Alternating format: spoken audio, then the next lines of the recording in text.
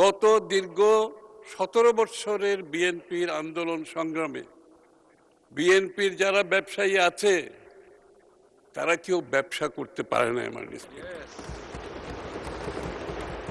তাদেরকে ব্যাংকের স্যাংশন করা লোন পর্যন্ত দেওয়া হয় না।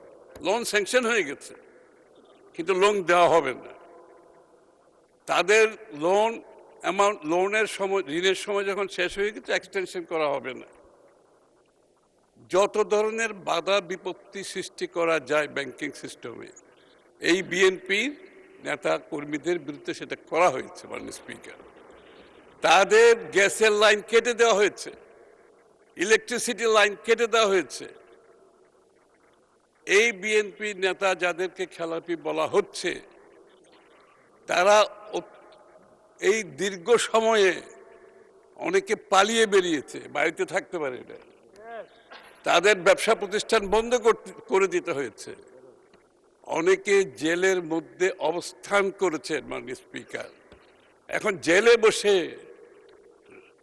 ব্যাংকের ঋণ পরিশোধ করা কি এত সহজ ব্যাপার? মাননীয় স্পিকার,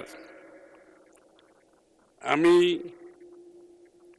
আর পুনঃতফসিলীকরণ হচ্ছে ব্যাংক ক্লায়েন্ট রিলেশনশিপের ব্যাপার।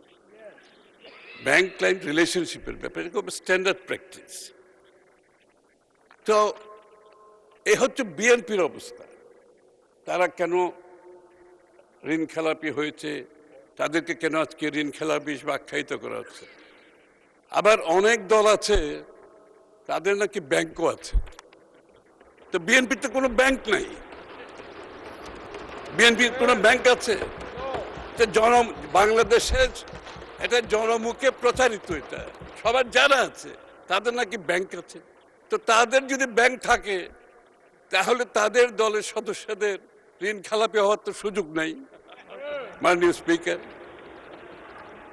এমনকি এই একটু আগে আমি একটা বিল এনেছিলাম, ওই বিলের সময় অনেকে বলেছেন যে এখানে এই যে বয়সটা বাড়ানো হচ্ছে, এখানে বোধহয় পছন্দের কাউকে দেওয়ার একটা সুযোগ সৃষ্টি করার জন্য।